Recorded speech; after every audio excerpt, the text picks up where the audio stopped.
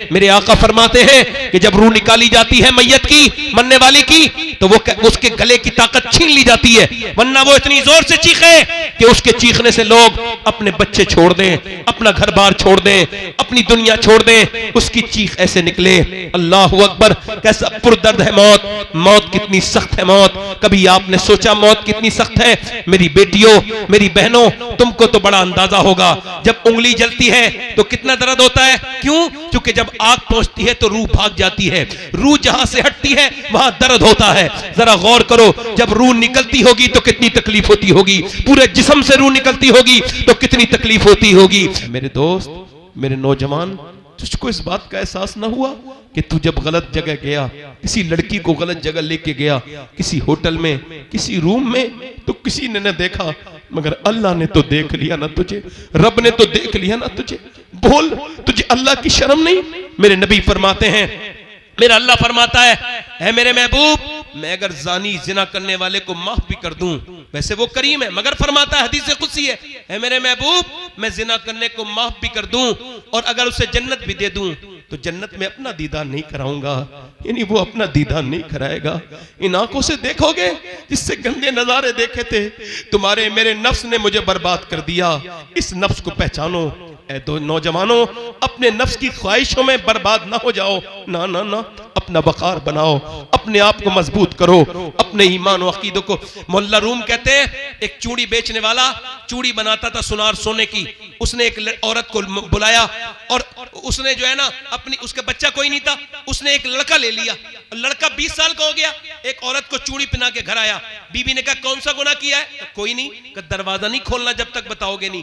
बोला एक लड़की का हाथ पसंद आ गया था औरत का, मैं पकड़े रहा थोड़ी देर, फिर सोचा अल्लाह देख रहा है, छोड़ दिया। कहा अंदर आ जा, मैंने जिसे अपना बेटा बना के पाला है ना 20 साल, आज उसने मेरा गंदे तरह से हाथ पकड़ा, गंदे तरह से हाथ लगाया।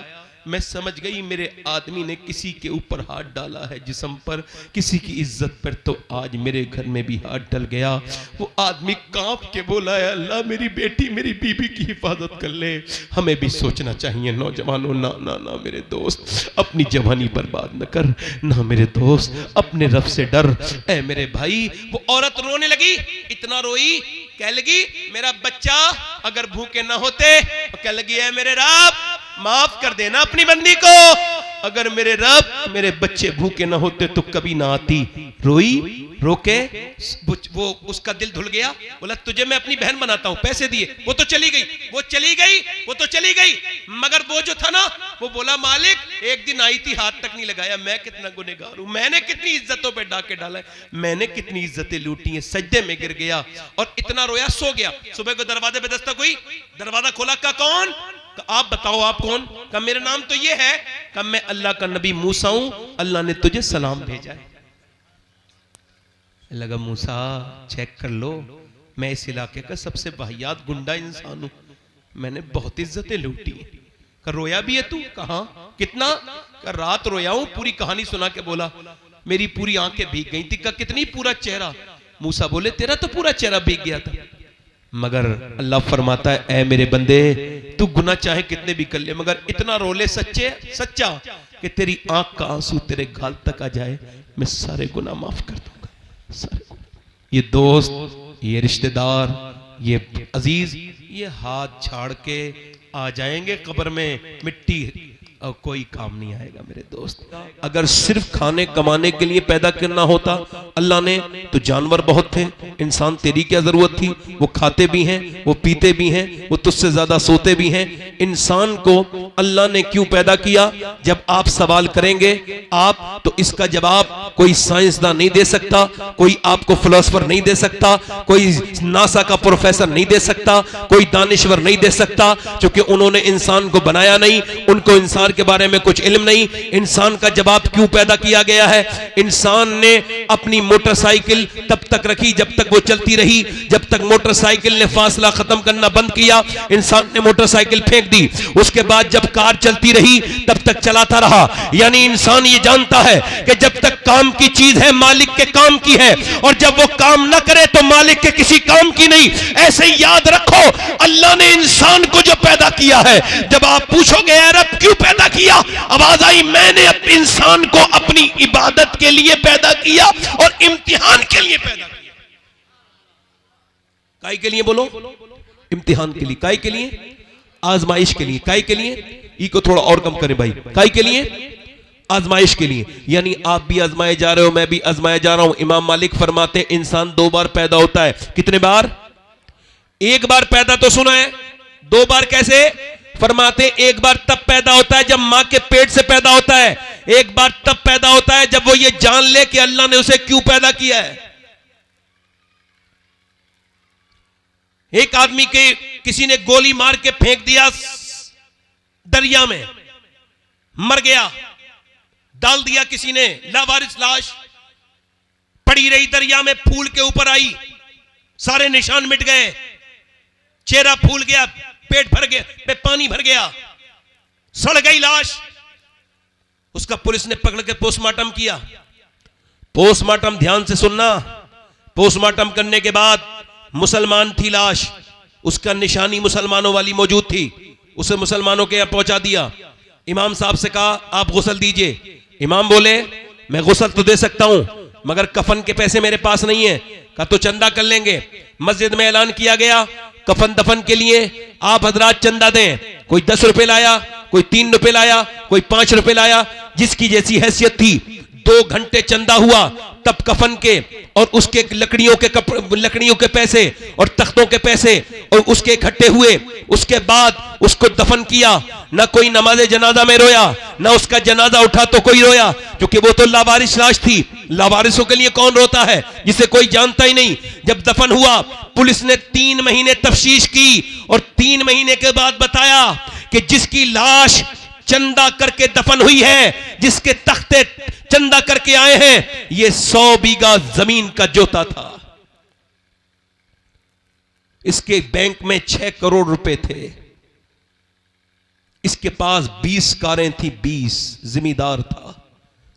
मगर जब मौत आई तो क्या पता आपको मौत कब आए, क्या पता मुझे कहां आए। अपने तकब्बुर करने वालों, कोई ऐसा भी हादसा होता है जो इंसान की सारी निशानियां मिटा देता है। किस बात पे तकब्बुर है? जो चौधरी था जिसके बागात 100 बीघे में फैले हुए थे, आज उसकी जब लाश उठी है तो उसको उठाने वाले भी और हैं। उसके कफन का चंदा हुआ। मैं तभी तो कहता हूं इंसान ये समझ ले कि अल्लाह ने तुझको क्यों दुनिया में भेजा था। गुरूर मत कर अपनी जिंदगी पर। तेरे और मेरी तरह न जाने कितने मर गए। इधर एक जगह गोंडा के पास एक जगह पड़ती है गौरा चौकी, मैं वहां जलसे में जा रहा था। एक लड़के का एक्सीडेंट हुआ था। एक्सीडेंट के बाद उसका भेजा रोड पे रह गया था और उसके भेजे को मैंने देखा, उठाया तो उसकी लाश नीचे पड़ी थी। देखो भाई, मोबाइल चलाना बंद कर दो। स्टेज पे भी आप लोगों से गुजारिश कर रहा हूं, मैं थोड़ा सा आपका खादिम हूं, खिदमत करने आया हूं। एक ही बात हो, अब जो जरूरी काम है जलसे का वही तो हो रहा है। ये जलसे का यही तो जरूरी काम है। अब लिहाजा मेरे पास भी मोबाइल है और मैं जब स्टेज मेंबर पे बैठता हूं तो ना किसी का जवाब देता हूं, ना कोई फोन उठाता हूं, ना मैं ये मानता हूं कि हुजूर के जिक्र से बड़ा कुछ नहीं है। मैं मुसलमान हूं और मैं इस वजह से तकरीर नहीं करता हूं इस तरह की कि मुझे आपकी खुशी लेनी है। नहीं, मुझे मदीने जाना है। जब मदीने जाऊंगा तो हुजूर ने अगर मुझसे पूछ लिया, मेरे आका करीम है, अगर ख्वाब में आए मदीने में और पूछ लिया क्यों आया है मेरे मदीने में, फला गांव में गया था, मेरे उम्मती तेरे सामने बैठे थे, तो तूने तो दिल से बात नहीं की थी। हुजूर के लिए कर रहा हूं, सरकार के लिए कर रहा हूं। मैं जब मदीने से वापस आता हूं तो कहता हूं या रसूलल्लाह जा रहा हूं, मगर जब तक रहूंगा मदीने से दूर मदीने का काम करता रहूंगा, आपका काम करूंगा या रसूलल्लाह। उसकी लाश नौजवान की पड़ी है, 22-23 साल का जवान है, कानों में लीड लगी हुई थी, तो चूंकि भेजा पूरा फट चुका था, रोड पर पड़ा था, मैंने भेजा उठाया और उसके बाद थैली में किया और उसके सर के पास रखा, मर चुका था मगर मोबाइल पे गाना चल रहा था, उसके कानों में जो लीड थी वो बाहर निकल गई थी, गाना चल रहा था। जब उसका गाना मैंने देखा, लोगों ने देखा तो गाना बज रहा था। मेरे नबी फरमाते हैं जो जिस हाल में मरेगा उस हाल में उठाया जाएगा। अब मुझे बताओ, जो गंदा गाना सुनता हुआ मर गया, जो अपनी जवानी के नशे में तेज मोटरसाइकिल चलाते हुए मरा, अब वो अगर कयामत के दिन भी गाना सुनता हुआ उठा तो क्या होगा?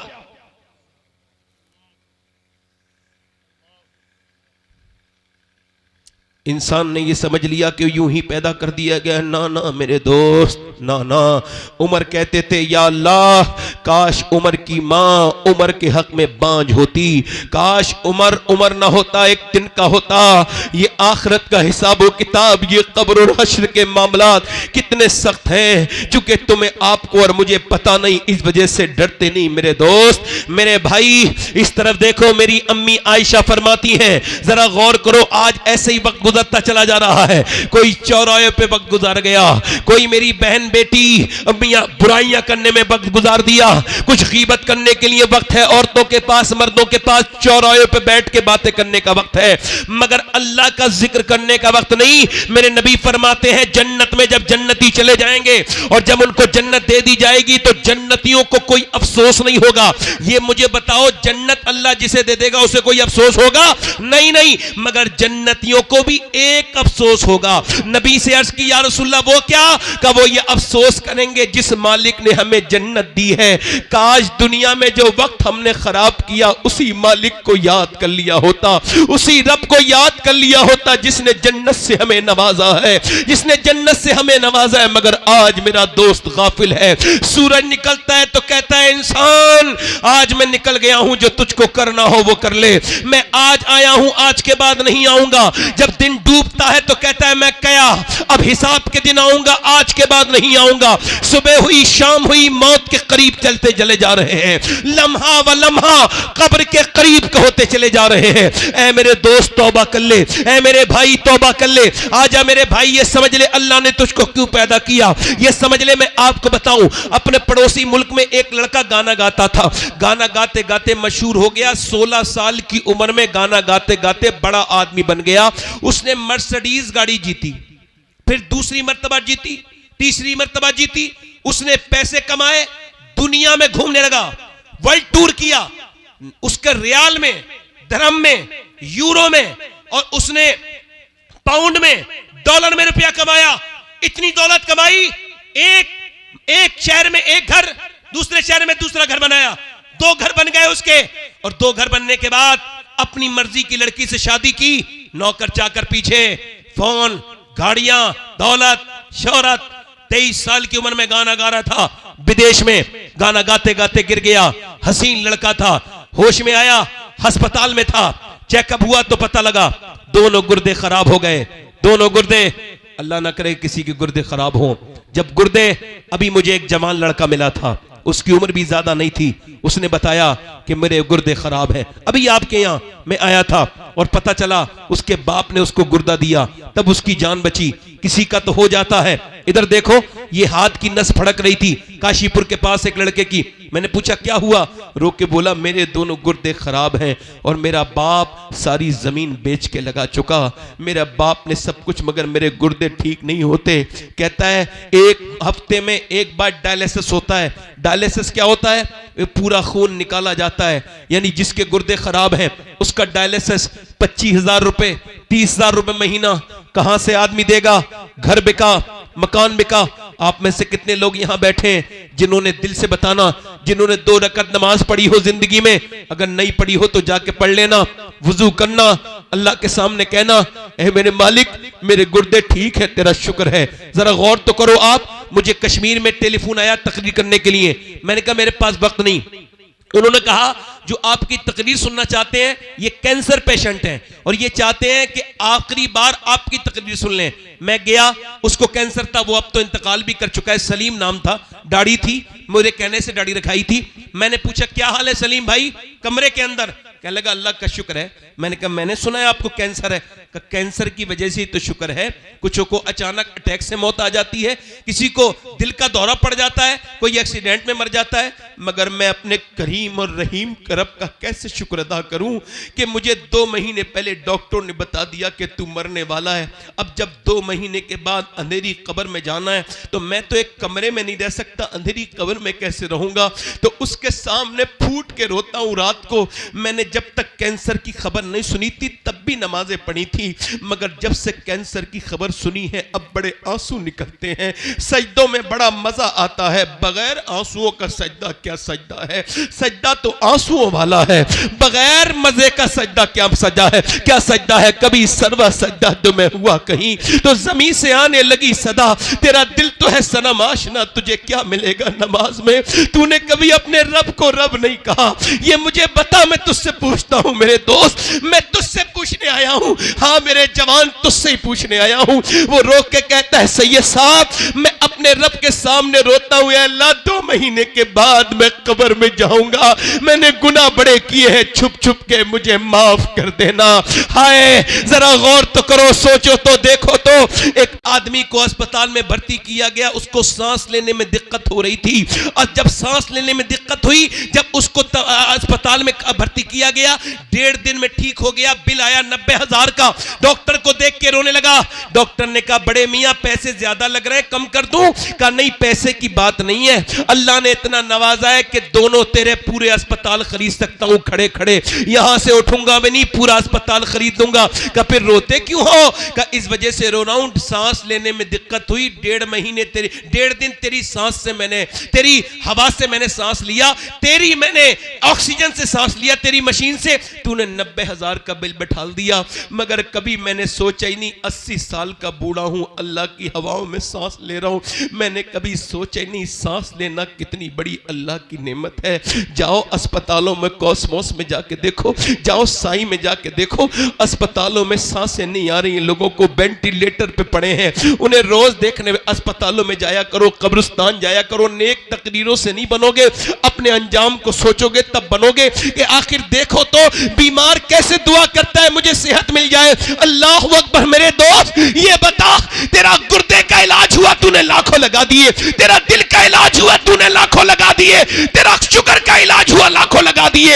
अरे जिसने तुझे गुर्दे का इलाज किया उसे लाखों दे दिए, जिसने गुर्दे दिए हैं उसके सामने कभी सजदा भी नहीं किया, उस रब को कभी करीम भी नहीं कहा, कभी कहा ही नहीं 2 रकत नमाज पढ़ के अल्लाह तेरा शुक्र है। याद रखो मेरे दोस्तों, मेरी बात याद रखना। इस नाक को सुने, इधर देखो मेरी तरफ गौर करो, ये मेरा पॉइंट नोट करो आप लोग। ये नाक है, नाक, नाक के अंदर एक बारीक सा बाल है, ये इसके अंदर रग है, रग बाल से बारीक, उसको दूरबीन से देखता है डॉक्टर तब नजर आती है, वो एमआरआई के बाद पता चलती है कि ये बंद है या खुली भी है। और इसका काम क्या है? खुशबू और बदबू। अगर ये खराब हो जाए तो न खाने को सूंघ सकोगे, न फूल को सूंघ सकोगे, न कोई खुशबू आएगी, न कोई बदबू। तो सुनो, पूरी दुनिया का मेडिकल साइंस मिलकर भी एक ऐसी रग नहीं बना सकता जो अल्लाह ने हर बंदे की नाक में बनाई है। नारे तकबीर, नारे रिसालत, बस लगे आला हजरत औलादे गौसे आजम सैयद शबात हुसैन साहिब क़िबला। सुनो, साइंस से हमारा कोई झगड़ा नहीं है।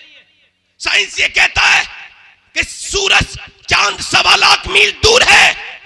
साइंस कहता है, साइंस भी कहता है, साइंस किताबें तहकीक है। इधर देखो, कुरान किताबें तखलीक है।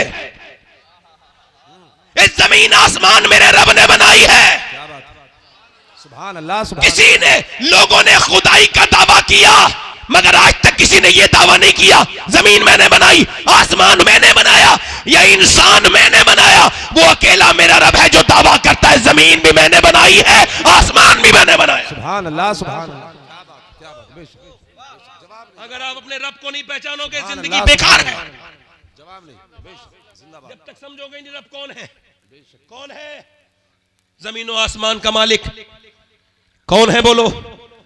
मैं क्या आपसे क्या अर्ज कर रहा था, वो नौजवान जो गाने गाता था, अब उसकी तबीयत खराब हुई, डायलिसिस हुआ, एक मकान बिका, दूसरा बिका, गाड़ियां बिक गई, रिश्तेदार छोड़ गए, गरीबों की रिश्तेदारी कम हो जाती है, अमीरों की बढ़ जाती है।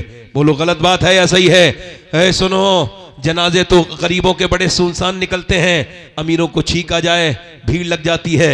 मेरे नबी फरमाते हैं मेरा एक उम्मती बीमार हो जाए और कोई अल्लाह की रजा के लिए उसे देखने जाए, फरमाते मेरे आका जब तक वापस नहीं आता मेरा उम्मती 70,000 फरिश्ते उसके लिए दुआए मगफिरत करते रहते हैं। जरा जोर से बोलो, हम जैसे गुनहगार लोग और बीमारी पे किसी को देखने जाएं तो 70,000 फरिश्ते दुआए मगफिरत करें। ये कितनी बड़ी बात थी, मगर गरीबों को कोई देखने नहीं जाता। ओ मेरे दोस्तों, कोई गरीब अमीर नहीं, मेरी तरफ देखो, मैं आपसे पूछता हूं, उसने लोगों को टेलीफोन किया मगर पैसे किसी ने नहीं दिए उसे। कल तक तो लोग उसके साथ तस्वीर लेना चाहते थे। क्या शोहरत पे तकब्बुर है? क्या जमीन पे तकब्बुर है? अल्लाह ने नवाजा है तो गुरूर मत करना, किसी पे अपना धौंस मत जमाना, बल्कि अल्लाह ने नवाजा है तो मस्जिद में जाना और सजदा करके नाक रगड़ना अल्लाह के सामने और कहना मालिक मैं इस लायक नहीं था। अपने पुराने वक्त को याद करना। किसको वक्त को याद रखना? पुराने वक्त को याद रखना और कहना मालिक मैं इस लायक नहीं था, तूने मुझे नवाज दिया, मेरी हस्ती ये नहीं थी। अगर ऐसे कहोगे तो अल्लाह बहुत नेमतें बढ़ाएगा। वो तकब्बुर करने वालों को पसंद नहीं करता। और सुनो, उसकी मौत करीब आने लगी। वो नौजवान जो कल तक बड़े गाने गाता था, मौत करीब आई। बीवी ने देखा रो रहा है, चेहरा काला हो गया। कहा क्यों रोते हो? कहा मैं अपनी बीवी को जीते जी बेवा देख रहा हूं और अपने बच्चों को यतीम देख रहा हूं। मैं सोच रहा हूं कि आज सबने मेरा साथ छोड़ दिया। मैंने जिन्हें गाने सुनाए उन्होंने मेरे फोन उठाने बंद कर दिए। मैं सोच रहा हूं अल्लाह ने आवाज दी तो गाने गाए, और जब मेरा बुरा वक्त आया लोगों ने छोड़ दिया। अगर गानों के बजाय मैंने नबी की नाते पढ़ी होती तो मेरा ये हाल नहीं होता, मेरा ये हाल नहीं होता। मगर मियां, आंख तब खुलती है जब बंद होने वाली होती है। इससे क्या फायदा? आज ले उनकी पनाह, आज मदद मांग उनसे। मेरे दोस्त, इम्तिहान का मतलब क्या है? तू सुबह फजर का वक्त है, तू सो रहा है नौजवान, नींद ने बड़े अच्छे से अपने तोरे पर कब्जा जमाया हुए है और बिल्कुल सर्दी भी बड़ी सख्त है। तू लिहाफ के अंदर से अपना एक हिस्सा भी निकालना नहीं चाहता, बल्कि तू दबा रहा है। किधर से हवा आती है उधर से भी अपना कपड़ा दबा रहा है। मगर अचानक अजान की आवाज हुई। क्या आवाज आई? अजान की आवाज। अब सुनो नौजवान, सुनो मेरे दोस्त, अजान की आवाज आई, लिहाफ में गरमाई है, तू उठा, नमाज पढ़ने जा रहा हूं। नफ्स ने कहा आराम कर, सो जा, सर्दी बड़ी है, पढ़ लेना। ईमान ने कहा नहीं, नमाज अगर एक बार कजा हो गई तो कितनी बार उसको कजा पढ़ लो मगर अदा नहीं हो सकती। आए है, मैं आपको बताऊं, मैं अपनी बात कर रहा हूं, मुझे दुनिया में सबसे बेहतरीन काम यही लगता है कि नमाज को उसके वक्त में पढ़ लिया जाए। और मैंने नमाज की जितनी बरकतें देखी, अभी देखो चल रहा है ना, कितना चला ये वो दुनिया भर की चीजें, फला पकड़ लेंगे, नमाज नहीं पढ़ने देंगे। इस हाल में भी अल्लाह गवाह है कि मैंने हर जगह नमाज पढ़ी, एयरपोर्ट से लेके मुझे आज तक किसी ने टच तक नहीं किया। चूंकि मैं ये जानता हूं, मैं जिसके सामने झुक रहा हूं ना, वो दिलों का भी मालिक है, इंसानों का भी मालिक है। आपने कभी सोचा ही नहीं ऐसा। हम तो दुनियादार बने रहे। फजर का वक्त है, अल्लाह फरमाता है हदीस कुदसी है, मैंने इंसान को पैदा किया तो उसके साथ अपने दुश्मन नफ्स को भी पैदा किया। यानी मेरा नफ्स मेरा भी दुश्मन, अल्लाह का भी दुश्मन। नफ्स अल्लाह का दुश्मन। नफ्स कह रहा है आराम कर ले, ईमान कह रहा है उठ जा। नफ्स कह रहा है सो जा, सर्दी बड़ी है। ईमान ने लिहाफ फेंक दिया, और फेंकने के बाद, ईमान ने लिहाफ फेंकने के बाद ईमान आगे बढ़ा। उसने फिर ईमान ने ठंडे पानी में अपने हाथ डाल दिए। अब ठिठरते हुए वुजू करके मस्जिद में गया, कांपता हुआ, और अपनी नाक लगड़ दी। जैसे ही नाक सजदे में लगी है, फरिश्तों ने आवाज दे दी, आज ये बंदा अपने नफ्स पर कामयाब हो गया, इसने अपनी जिंदगी का ये वक्त कामयाब किया। जिंदाबाद। जवाब नहीं। अब वो उसके बाद आया, तवज्जो करो, उसके बाद वो निकला, तवज्जो करो, और उसके बाद नाश्ता करके निकल रहा था। एक लड़की निकल के जा रही थी, बड़ी खूबसूरत, बड़ी हसीन। एक नजर पड़ी, एक नजर माफ है, मगर वो लड़की बाहियात थी, बेहुदा थी, बेगैरत थी, बेशरम थी, बहुत ज्यादा शैतान की एजेंट थी। उसका जिस्म, अब वो कह रहा है इसका नफ्स देख ले, लड़की हसीन है, कपड़े बड़े खराब पहन रही है, देख ले, इसने नहीं मानने का, नहीं देखूंगा। नफ्स कह रहा है, नफ्स कुत्ता है ना, भौंक रहा है, देख ले देख ले। ईमान कह रहा है नहीं देखूंगा। मेरे नबी ने फरमाया आंखों का भी जिना होता है, सिर्फ आंखों का भी जिना होता है। नबी फरमाते हैं आंखों का जिना ये है आंखों से देखा जाए, यानी आंखें ये मेरी हैं। नहीं नहीं मेरे दोस्त, ये मेरा धोखा है। ये आंखें मेरे रब की हैं। ये आंखें कल कयामत के दिन मुझसे अल्लाह से शिकायत करेंगी, ऐ अल्लाह तूने दिया तो काबा देखने के लिए था, दिया तो माँ बाप का चेहरा, मगर इसने गंदी चीजें देखी। मुझे बताओ अगर ये आंसुओं से न धुली वो गंदी तस्वीरें, वो गंदे वीडियोस जो तुमने अपनी जिंदगी में देखे हैं, अगर वही लेके अल्लाह की बारगाह में गए और वो बोल दिया, आंखों ने बोला कि तू अल्लाह ये गंदी तस्वीरें देखता था, ये बाहियात चीजें देखता था, मेरे नौजवान उस वक्त क्या होगा? तूने अपनी जवानी को बर्बाद कर दिया। ना मेरे बेटे, ना मेरे छोटे भाई, अपनी जिंदगी को बर्बाद न कर। अल्लाह तेरे सामने हाथ जोड़ता हूं, अपनी जवानी का हिफाजत कर ले, अपनी जवानी की। मेरे दोस्त तेरी आंखों में कुछ नहीं बचा। 10-10 साल के बच्चे बर्बाद हो गए, 12-12 साल के बच्चे गंदी तस्वीरें देख रहे हैं, किसी को कोई फिक्र नहीं है। ओ खुदा के बंदो, अपनी नस्लों को बचा लो, बचा लो खुदा के वास्ते, अपने बच्चों को बचा लो। अल्लाह अकबर। उसने नहीं देखा, नफ्स कहता रहा लड़की निकल जाएगी, एक बार देख ले, और इसने कहा नहीं देखूंगा। जब वो निकल गई, इसने नीचे को आंखें की तो आंसू गिरे और कहने लगा या इलाही रंग लाए जब मेरी बेबाकियां, उनकी नीची नीची नजरों की हया का साथ हो। और मुसलमान, अल्लाह ने तुझे मोबाइल चलाने के लिए पैदा नहीं किया था।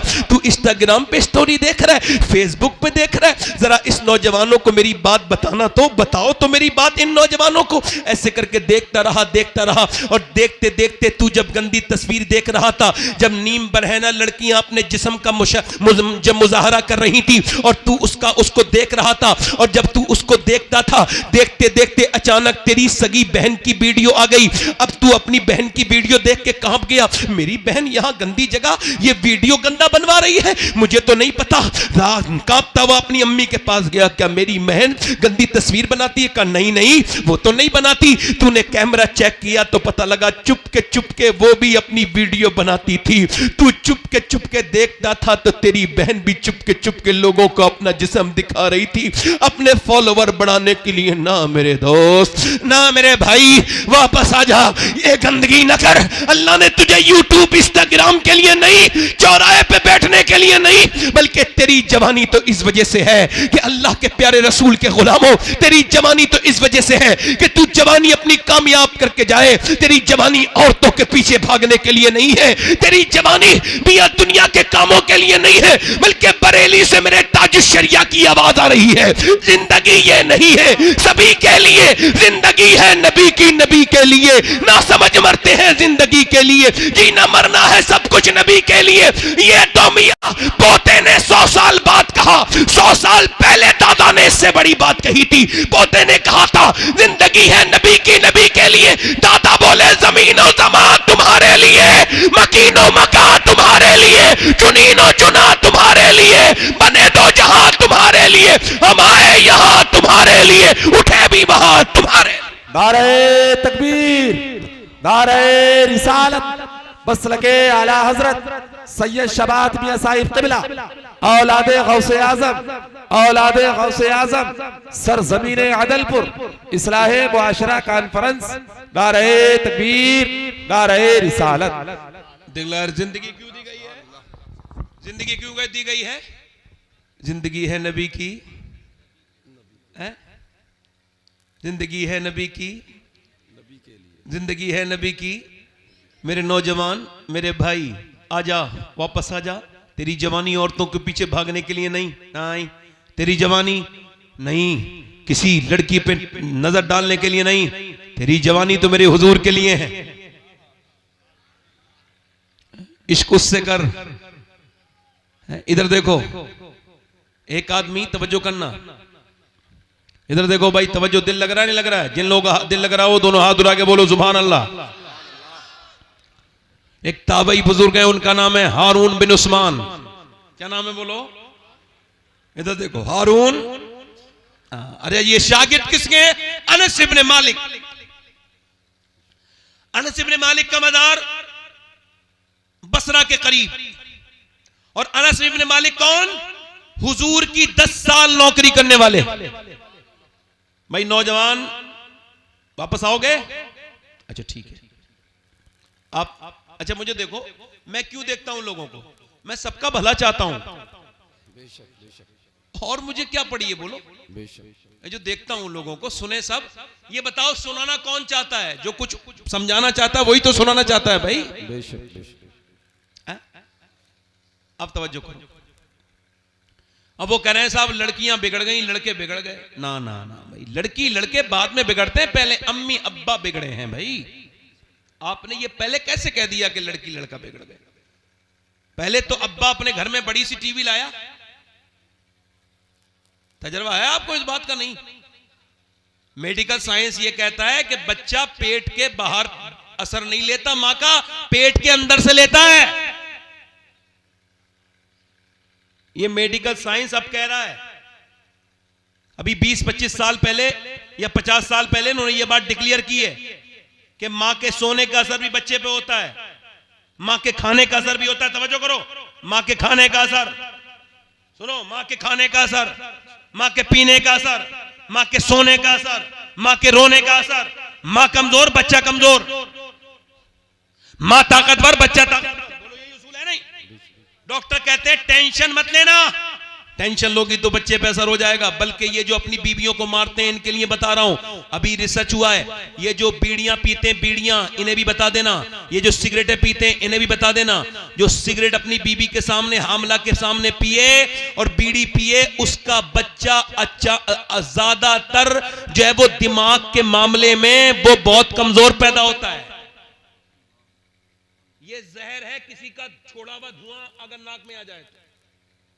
वैसे मर्जी आपकी है, मेडिकल साइंस है। एक साहब करे गुटखे खाने से कुछ नहीं होता। अब जब उनका कैंसर हुआ तो किसी ने पूछा क्या हुआ? बोले यार मेरा बड़ा देर में आग लगी। एक दो गुटखा खाने से थोड़ी हो जाएगा, हल्के हल्के होगा ना भाई। एक दो गुटखा खाने से, एक दो सिगरेट पीने से होगा? पूरे पूरे जबड़े कटे हुए लोगों के मुंह इतने से खुलते हैं, पूरी जिंदगी रोटी नहीं चबा सकते वो। अगर बच भी गए तो लिक्विड ही पिएंगे और अपनी जानों को हलाक कर रहे हैं मेरे दोस्त। अपने लिए नहीं तो अपनी बच्ची के लिए, अपनी बीबी के लिए, अपने बच्चों के लिए। आपको पता है, ये एक अस्पताल में मैं गया कैंसर मरीज को देखने, तो कैंसर के मरीज ऐसे करके ढके हुए ऐसे। अब जब ऐसे करके ढके हुए थे, समझ रहे हो? अब उन्होंने ऐसे करके खोला डॉक्टर के पास जाने से पहले, तो डॉक्टर के वो आया कंपाउंडर, उसने कहा खोलो, खोला तो उसने स्प्रे मारा। स्प्रे से उसके कीड़े झड़ने लगे नीचे को, जो कीड़े थे छोटे छोटे नीचे को गिरे। उसने दिखाया नीचे कीड़े गिर रहे थे, और उसके बाद उसने उसके अंदर खुशबू मारी, स्प्रे मारा खुशबू का। अब डॉक्टर देखेगा, ये जो डॉक्टर है ना कैंसर देखने वाला, इसे तेरी जिस्म की बदबू पसंद नहीं। तूने जरा से शौक में ये क्या कर बैठा मेरे जवान? तेरे नबी ने तो ये कहा था कि तू वुजू करे तो 3 बार कुल्ली करना। इस्लाम ने तो ये कहा था कि जब तू सोए तो मिसवाक करके सोना, और जब उठे तो पहला काम मिसवाक करके। और तूने अपने मुंह में ये गंदी चीजें रख ली, तू गुटके खा के सो गया। ओ मेरे दोस्त, नहीं नहीं मेरे भाई, नहीं। मैं क्या कह रहा था, मां बाप का असर पैदा होने के बाद नहीं।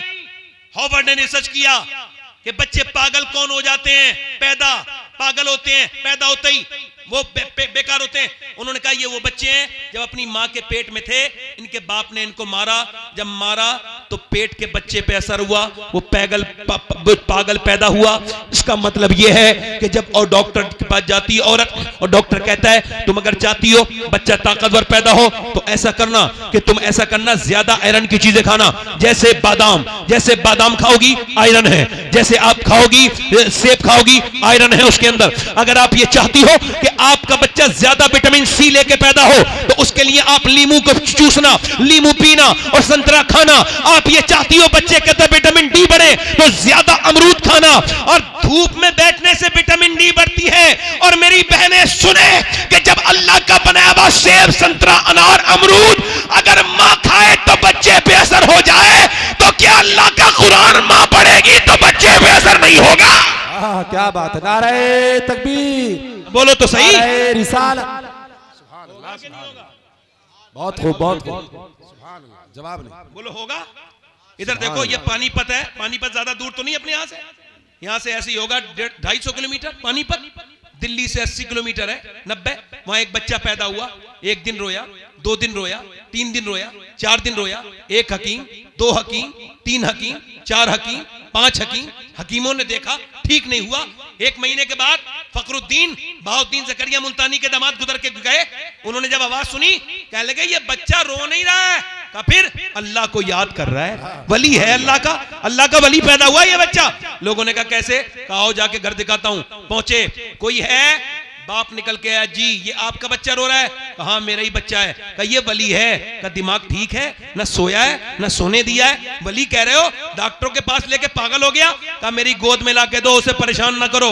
गोद में लाके दिया, एक कान में कुछ पढ़ के दम किया, सुनना अल्लाह तुम्हें औलादे दे तो ख्याल रखना बीबी क्या कर रही है। जब उसके पेट में बच्चा है तो कानों में एक कुछ पढ़ के सुना, दूसरे में कुछ पढ़ के फूका, दम किया, बच्चा खामोश। कहने लगे साहब क्या पढ़ दिया, दवाइयों से ठीक नहीं हुआ, आपने कानों में क्या पढ़ के दम कर दिया? बाद में बताऊंगा, पहले ये बताओ क्या इसकी मां कुरान की हाफिजा है? कहा इसकी मां का नाम जमाल फातिमा है, उमर फारूक आजम की नस्ल से है। वो 24 घंटे में एक कुरान खत्म कर देती है, यानी 24 घंटा पूरा नहीं होता, इसकी मां का कुरान पूरा हो जाता है। वो बुजुर्ग बोले तो सुनो, जब ये अपनी मां के पेट में था ना, तो उसने उठते बैठते चलते फिरते रोटी बना के ऐसा कुरान पढ़ा, ऐसा कुरान पढ़ा कि पेट के अंदर बच्चे की कुरान सुनने की आदत हो गई। जब बच्चा पैदा हुआ, मां जचगी में गंदगी में चली गई, कुरान उसने पढ़ा नहीं। बच्चे को कुरान की भूख लग रही थी, तुम 1 महीने से दवाइयां खिला रहे थे, मैंने एक कान में एक आयत पढ़ी, दूसरे में दूसरी पढ़ी, बच्चा खामोश हो गया। उसी बच्चे का नाम शरफुद्दीन बू अली शाह कलंदर पानीपती है। सुनो, जब मां पानीपत में कुरान सुना है तो बच्चा पानीपत में बू अली शाह कलंदर बनता है, और जब मां मदीने में कुरान सुना है तो बेटा करबला की जमीन पर सर कटने के बाद नेज़े पे चढ़ के कुरान सुनाता है और कहता है मां अगर फातिमा होती है तो बेटा हुसैन। नारे तकबीर, हाथ उठा के नारे तकबीर, नारे रिसालत, बस लगे आला हजरत उलमाए अहले सुन्नत औलादे गौसे आदम सैयद शबात हुसैन साहिब क़िबला। ये कुरान तो इस कौम ने जने कहां रख दिया। ये कुरान तो मेरे नबी का सबसे बड़ा मौजज़ा। सुभान अल्लाह, बहुत जवाब नहीं। कुरान, जो कौम कुरान को नहीं पढ़ेगी उसे बर्बादी से कोई नहीं रोक सकता। अब मियाँ का दिया हुआ तावीज 3 बार उसमें मोम जामा हो गया। मैं किसी मियाँ का मुखालिफ नहीं, एक जगह में मियाँ लोगों के खिलाफ बोल रहा था, खराब मियाँ के खिलाफ, तो अच्छे मियाँ बोल रहे मान गए। मैंने कहा चोर की दाढ़ी में तिनका। मियाँ का तावीज इधर देखो, कहां चले भाई? अच्छा आना, मैं कयामत तक यहीं बैठा हूं, दुरूद शरीफ पढ़ लीजिए आप लोग। मतलब 1 घंटा आदमी बैठ नहीं सकता, खत्म कर दूं भाई? दिल लग रहा है? लग रहा है दिल? हाँ बोलेंगे नूर भाई, आपको ट्रेन भी पकड़वाएंगे, बोलेंगे, जोर से बोलो सुभान अल्लाह, दिल लगा के बोलो। मैं क्या अर्ज कर रहा था, मेरी तरफ देखो। अब वो मियाँ का तावीज तो मोम जामा करके लगा दिया गले में, और उसको तो खूब इतर भी लग रहा है, और जो हुजूर का कुरान था उसको अलमारी में रख दिया। उसकी तो जुमे के दिन भी गर्द नहीं छुटी। हाय हाय यार, वो जमाने थे। इधर देखो, कुरान तो वो चीज है, ये उलमा बैठे हैं। कुरान तो एक गैर मुस्लिम लड़की की एक मुसलमान लड़की दोस्त थी बचपन में, तो वो मुल्लानी के यहाँ कुरान पढ़ने जाती थी तो वो भी इसके साथ जाने लगी। खैर हल्के हल्के उसने नाजरा पढ़ लिया कुरान पूरा। गैर मुस्लिम की लड़की ने, तवज्जो है कि नहीं? जी ध्यान से सुनना, गैर मुस्लिम की लड़की ने नाजरा कुरान पढ़ लिया। उसने हल्के हल्के हल्के हल्के चुपके चुपके अपनी पड़ोसन के साथ, अपनी सहेलन के साथ कुरान को हिफ्ज भी कर लिया। यानी एक गैर मुस्लिम की लड़की, मैं कौम का नाम नहीं ले रहा हूं, हालात ठीक नहीं है, मगर सुन लो, गैर मुस्लिम लड़की, बुतों के पुजारी उसके घर वाले। मैं तुम्हें कुरान का मौजज़ा दिखा रहा हूं। कुरान को जो छोड़ दिया ना, ये कुरान को छोड़ना इस कौम की तबाही बन गया। जरा मैं सही कह रहा हूं तो बोलो जरा। वैसे मैं किसी के बोलने से फर्क नहीं पड़ेगा, मुझे पता है मैं बात सही कह रहा हूं। अगर कोई मुझे दाद नहीं देता तो मुझे उसकी अकल पे अफसोस होता है, अपनी तकरीर पे अब नहीं होता। हाँ, वो जमाना था, अपडेट हो गया हूं।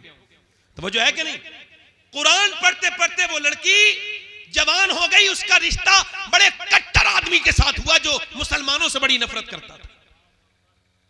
जब बारात आने लगी, शादी का वक्त ठहर गया, तो उसने अपनी उस्तादनी से कहा, उस्तादनी आपा, मैंने कुरान हिफ्ज़ तो कर लिया और दिल में मैंने कलमा भी पढ़ लिया है, मगर अगर मैंने बता दिया तो मेरे घर वाले मुझे मार देंगे, मेरे घर वाले मुझे।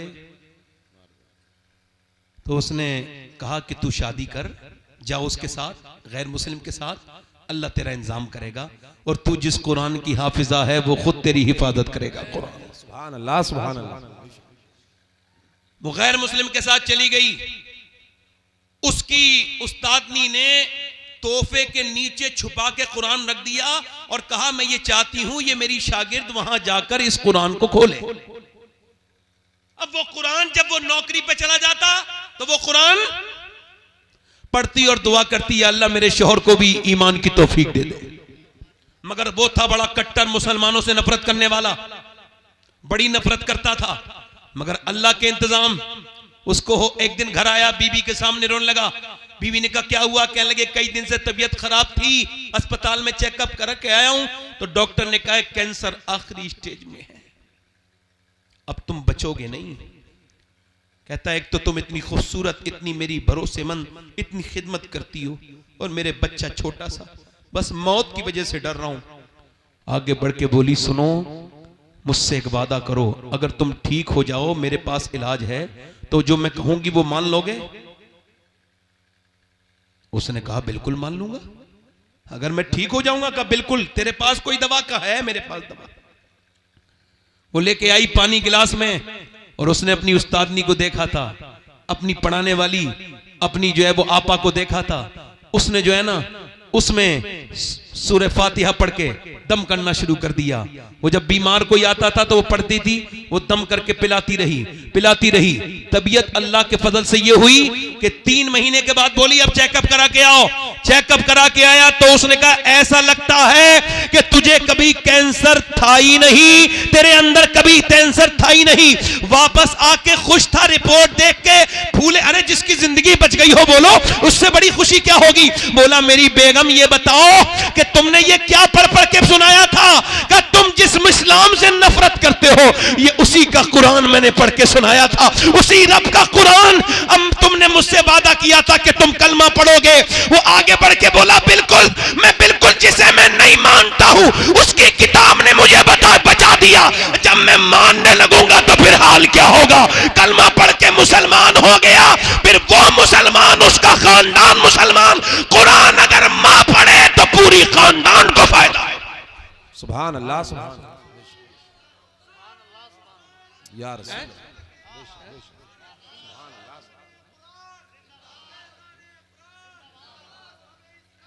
जिंदाबाद, जिंदाबाद। जवाब नहीं हजरत। इमाम गजाली ने फरमाया जितना जिसका दिल साफ होगा वो उतनी कुरान की तिलावत करने वाला होगा। बेशक बेशक, सुभान अल्लाह। अब कुरान तो इधर देखो, तवज्जो करो। लड़की बिगड़ गई, ना ना ना, लड़की तो ठीक ठाक थी, लड़की को बिगाड़ा किसने? इन्होंने कहा करबला के ऊपर बयान करो, तो लो करबला के ऊपर सुन लो। इधर देखो, अगर 6 महीने की बच्ची, 6 साल की लड़की के सर पे दुपट्टा रख दो, ईमान से कह रहा हूं जान दे देगी, मगर बड़े होकर दुपट्टा नहीं हट सकता उसके सर से। लड़की बिगड़ी नहीं, लड़की बिगाड़ी। लड़की बिगड़ी नहीं, लड़की बिगाड़ी। अरे लड़कियां तो जनाजे की रौनक है। अरे जिस घर में लड़कियां नहीं उसमें तो मौत हो जाए तो पता ही नहीं चलता मौत हुई है नहीं हुई है। बाप का जनाजा रखा है, इधर देखो, बाप का जनाजा रखा है और सब माल बांट रहे हैं, मगर लड़कियों को भी लड़ते नहीं देखा होगा। मगर लड़की तो फूल थी, मगर उसको बिगाड़ा किसने? बड़ी यार आपके यहां डिस्टरबेंस है। हमारे इलाके में लोग बड़ा समझते नहीं, अहमियत नहीं समझते। आपको खबर नहीं है मैं किस नहज पे बात कर रहा हूं, थोड़ा समझ लिया करो। मैं आपका गुलाम हूं। गुलाम वो होता है जो सुनाना चाहे, आका वो होता है जो सुनना ही ना चाहे।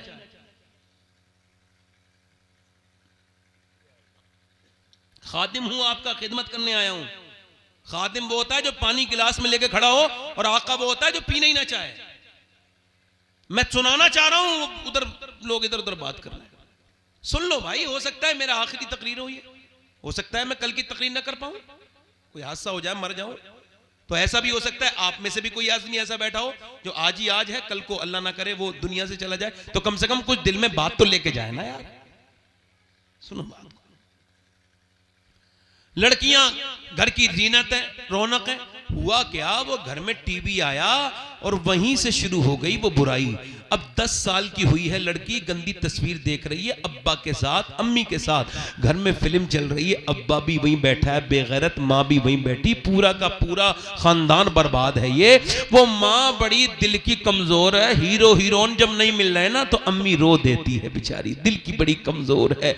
और जैसे हीरो हीरोइन मिले अम्मी खुश हो गई और अब्बा भी खुश हो गए। यही ड्रामा 10 साल देखा, उसके जज्बात बर्बाद कर दिए इन जालिमों ने। और जब उसने देखा मैं जवान हो गई, ये शादी नहीं कर रहे, वो भागी। अरे भागो तो अब्बा खुश हो जाते हैं, अम्मी भी। जब वो भागी तो अम्मी बोली हाय मेरी नाक कट गई, मैं मुंह दिखाने के लायक नहीं रही। अरे अभी तो दुनिया में दिखाने के लायक नहीं, तू आखिरत में भी मुंह दिखाने के लायक नहीं। बेहुदा, तू जितने टीवी के सामने रोई है ना, अगर इतना अपना अल्लाह के सामने रोई होती तो तेरी बेटी भागती नहीं, बल्कि तेरी सर फख्र से बुलंद कर देती, तेरा नाम ऊंचा कर देती। बेशक बेशक, सुभान अल्लाह।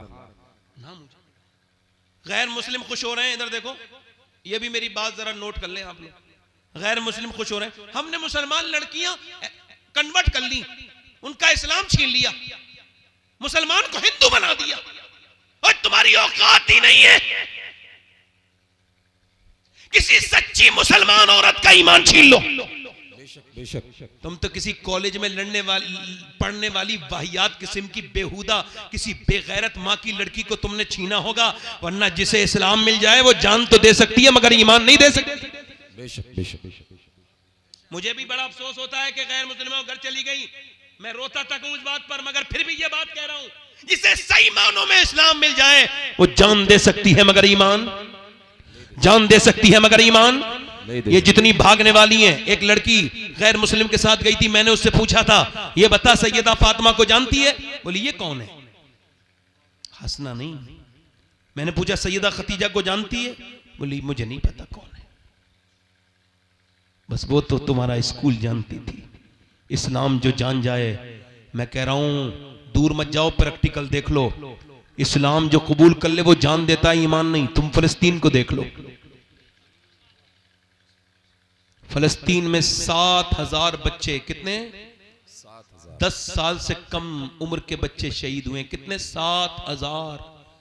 माएं जब उठा रही हैं लाश अपने बेटे की ना, तो किसी का हाथ आ रहा है, किसी का पांव आ रहा है। आप भी बच्चे वाले हो, मैं भी बेटा वाली हूं, बेटे मेरे भी बच्चे हैं। तुम्हारे 5 साल के 2 साल के बच्चे को ऐसे उठाओ तो किसी का हाथ आ रहा है, किसी का सर उड़ गया। एक एक ब्रेड पे एक ब्रेड पर 3-3 लोग दावेदार हैं, एक ब्रेड पर। हजारों लोग शहीद हो गए, किसी को तकलीफ नहीं है। कोई इदारा फिलिस्तीनियों के बारे में कुछ नहीं कहेगा, क्योंकि वो मुसलमान है, नबी का कलमा पढ़ते हैं। किसी को तकलीफ किसी को नहीं होगी, मगर गुंबदे खजरा के मकी को होगी। मेरे नबी फरमाते हैं मेरे उम्मती जब तेरे पाँव में कांटा लगता है तो मुझे तकलीफ होती है। फरमाया था मेरे हुजूर ने मदीने के हालात बिगड़े, सहाबा तो मुल्क शाम चले जाना। अर्ज की हुजूर जब शाम के हालात बिगड़े कहा तो फिर मेरी उम्मत के लिए दुआ कर देना, मेरी उम्मत में बड़ा सख्त वक्त होगा। कैसा सख्त वक्त है उम्मत के ऊपर? 57 मुल्क तमाशा देख रहे हैं मुसलमानों की, उनके मोहल्ले के मोहल्ले पूरे खत्म कर दिए गए, उनके पास पीने को पानी नहीं। मगर उन औरतों का जब मैंने बयान सुना है अपनी बहनों का, बेटियों का, ये जो अपनी आदि आस्तीन के कपड़े पहनती हैं, मेरी मुसलमान उन तक मेरी ये बात पहुंचाना तुम्हें खुदा का वास्ता है। उन तक बताओ जो अपने बेडरूम में बैठी हुई अपने आप को बंबई की हीरोइन की तरह बनाना चाहती है, उसको बताना। जिसने सर से दुपट्टा फेंक दिया, जिसने नबी से मोहब्बत का रिश्ता तोड़ दिया, जिसने नबी से अपना नाता तोड़ लिया, उस बहन को, मेरी बेटी को बताना। उस 10 साल की बच्ची को बताना जिसने इंस्टाग्राम पे बाल खोल के स्टोरी बनाना शुरू कर दी है। उस 15 साल की, 20 साल की लड़कियों से मेरी बात ये उन तक पहुंचाना, मेरी बेटियों तक उन तक पहुंचाना जिन्होंने इंस्टाग्राम पे अपने जिस्मों को फेसबुक पर दिखाना शुरू कर दिया कि फलस्तीन की लड़कियां ये कह रही हैं, फलस्तीन की लड़कियां ये कह रही हैं कि हम रात को सोते हैं तो बुर्का ओढ़ के सोते हैं। फलस्तीन की औरतें कह रही हैं हम रात को सोते हैं तो बुर्का का, सोने वक्त को कोई बुर्का नहीं ओढ़ता। क्यों ओढ़ती हो? का इस वजह से ओढ़ते हैं कि जब बम गिरता है तो घर हमारे मलबे में तब्दील हो जाते हैं। हम ये चाहती हैं कि जब हमारे ऊपर बम गिरे और हम जब मलबे में दबें और जब हमारी लाशें निकलें तो बेपर्दा नहीं होनी चाहिए, पर्दे में होनी चाहिए, बेपर्दा नहीं होनी चाहिए, पर्दे में। ऐ फिलिस्तीनियों तुम्हें सलाम हो, ऐ फिलिस्तीन की गाजा पट्टी की मेरी बहनों, तुमने तो हमें जीने का सलीका सिखाया मगर हम सीख न सके, हम सीख न सके। तुमने तो बहुत सिखाया मगर हम सीख न कह सके। हाय ये दुनिया लग गई, क्या समझते हो ये दिल लिए फिर रहे हो? ये कैसा दिल लिए फिर रहे हो जिस दिल में बिल्कुल दर्द ही नहीं है? ये कौन सा दिल है? ये तो जानवर से भी सख्त दिल है जिसमें किसी का दर्द नहीं। मुसलमान वो है, मेरे नबी ने फरमाया मेरी उम्मत एक जिस्म की तरह है। अगर एक जगह जिस्म में तकलीफ हो तो पूरा जिस्म मुतासिर हो जाता है। अगर किसी भी दुनिया का मुसलमान परेशान हो तो अगर तेरे दिल में परेशानी नहीं हुई तो तू सही मानों में मुसलमान नहीं, तो फिर वो मोमिन नहीं जिस पर अल्लाह का इनाम उतरने वाला है। ओ मेरे दोस्त, मैं तुझसे ही पूछता हूं मेरे भाई, चल वो फिलिस्तीन की लड़कियां अपनी जगह, क्या तू अपनी बहनों को पहना सकता है दुपट्टा? क्या तू अपनी बेटी को पहना सकता है दुपट्टा? मैं तुझे बताता हूं, करबला की बात सुनना चाहते हो? सुनो। 6 साल की है ज़ैनब। कितने साल की बोलो? 6 साल की ज़ैनब। मैं खत्म कर रहा हूं, थोड़ी देर और सुन लीजिए। कुरान पढ़ रही हैं। हजरत अली कहते हैं मेरी शादी हुई। किसकी शादी हुई बोलो? हजरत अली। किसकी शादी हुई? हजरत अली। कितनी? किसकी शादी हुई? हजरत अली की। हमारे यहाँ शादियां होती हैं, जैसी होती हैं सबको पता है, बात नहीं करनी चाहिए। मगर इतना याद रखना, अपनी बहन बेटी को बेपर्दा ले जाने वालों, तुम कोई नेक शरीफ नहीं हो, दयूस हो। नबी ने फरमाया जो अपने घर की औरतों को बेपर्दा रखे वो दयूस है, जन्नत की बू भी नहीं सूंघेगा।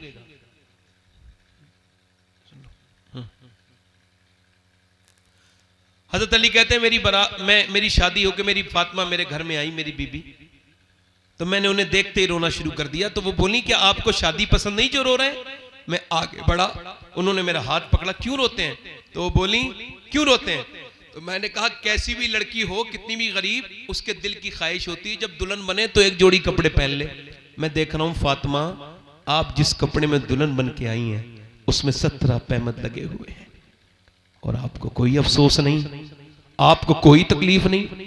तो सैयदा फातिमा ने सर उठाया और कहा मेरे सरताज आप गम न करें। मेरे अब्बा फरमाते मेरी बेटी फातिमा, अल्लाह कपड़ों से राजी नहीं होता, अल्लाह तो सजदों से राजी होता है। कैसे राजी होता है बोलो? सजदों से। काश के मुसल्ले बिछ गए होते, काश के नमाजें पढ़ ली होती, काश के तब्दीलियां आ गई होती। मेरे दोस्त मेरी तरफ देख, करबला का मैदान है, सैयदा कायनात की बेटी ज़ैनब है। कौन है बोलो? ज़ैनब। इधर पूरा घर पड़ा हुआ है, बच्चा काट दिया गया है। अली के घर के नबी के विसाल को अभी 50 साल ठीक से नहीं हुए कि पूरी हुजूर की नस्ल का कत्ल कर दी गई। छोटे छोटे बच्चे, इमाम हुसैन, उनके सारे साथी, करबला का मैदान।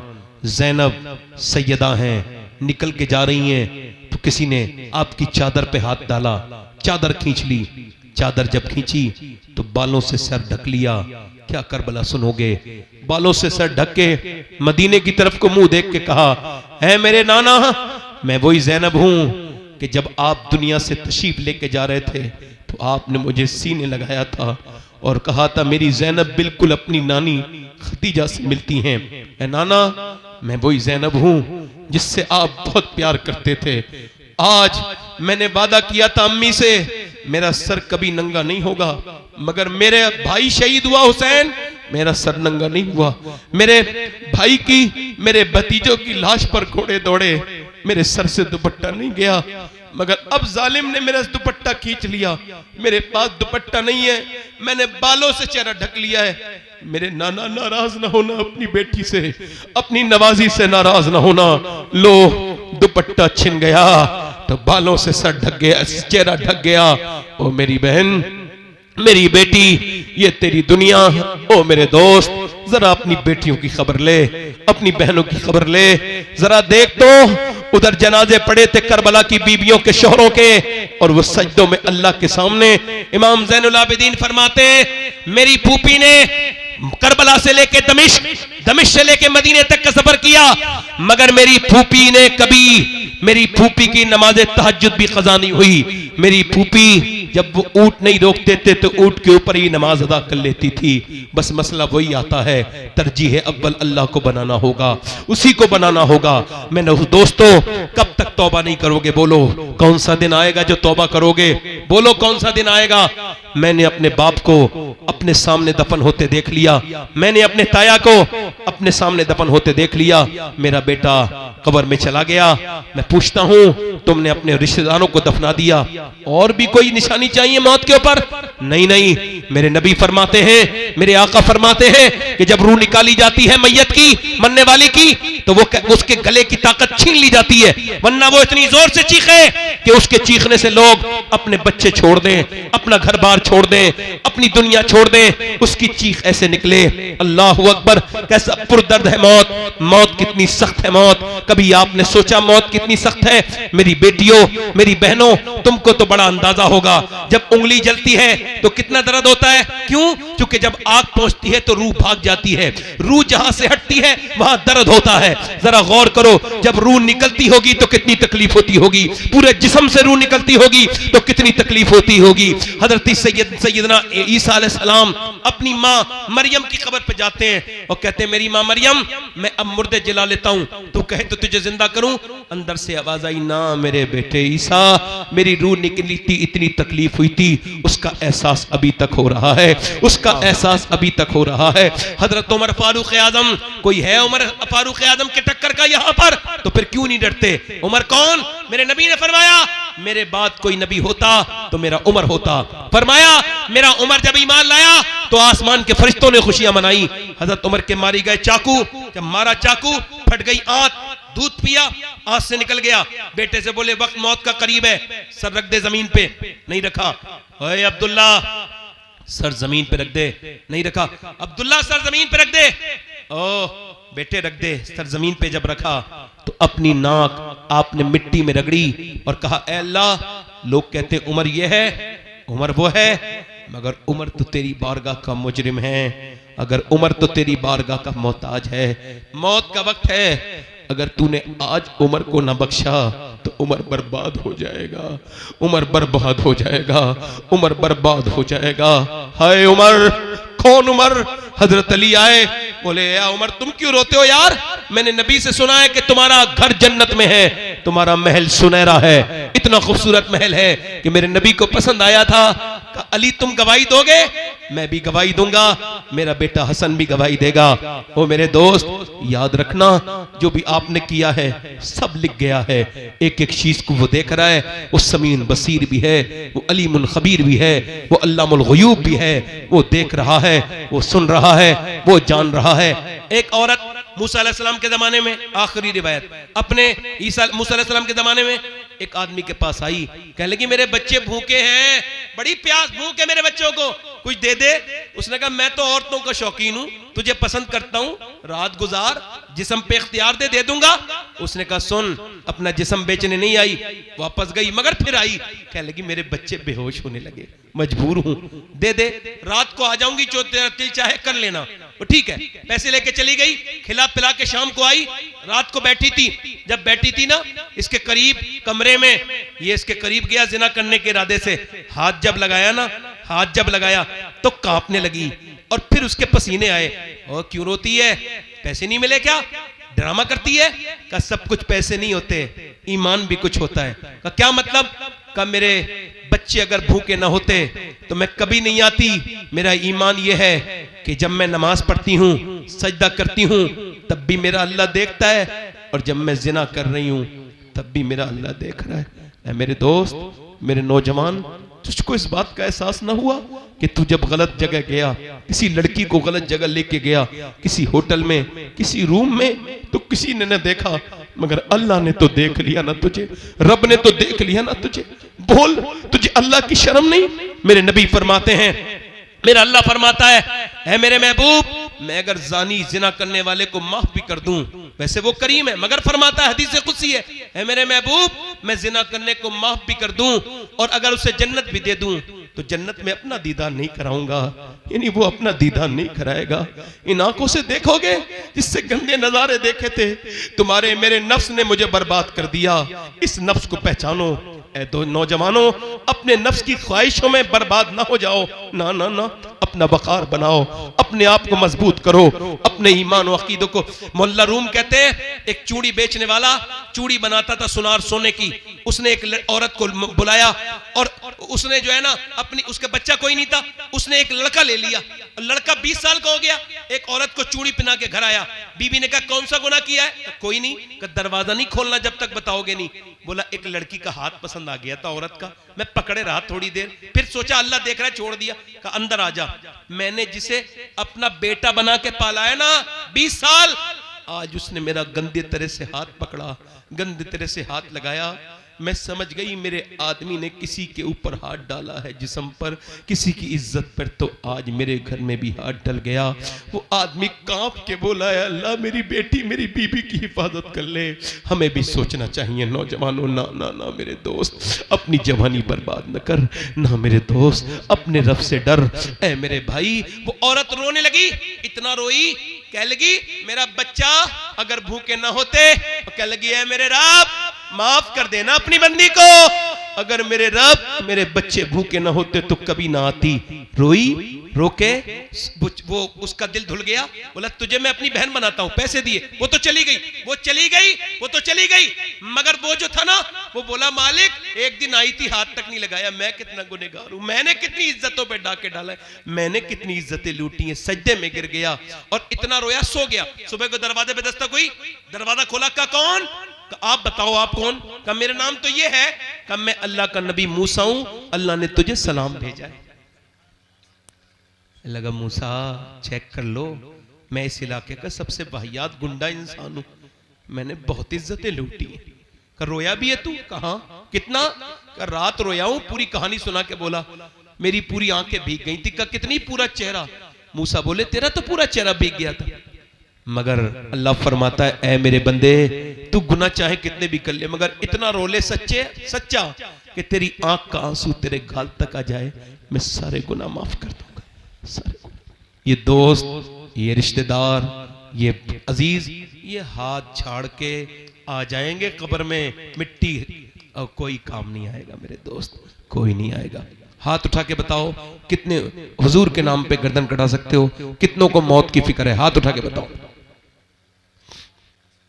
दोनों हाथ उठा के बोलो, हुजूर के नाम पे कौन कौन गर्दन कटा सकता है? दोनों हाथ उठा के बोलो इंशाल्लाह। हाथ गर्दन कटा दोगे? नीचे हाथ करो। एक दूसरे की तरफ ना देखना, मुस्कुराना नहीं। जो गर्दन कटा सकता है कुछ भी कर सकता है, कुछ भी कर सकता है ना। एक दूसरे की तरफ ना देख। कितने लोग ऐसे हैं जो गर्दन भी कटा देंगे और आज से मेरे नबी के नाम पे पूरी दाढ़ी भी रखा लेंगे, इस महफिल में खड़े हो जाए।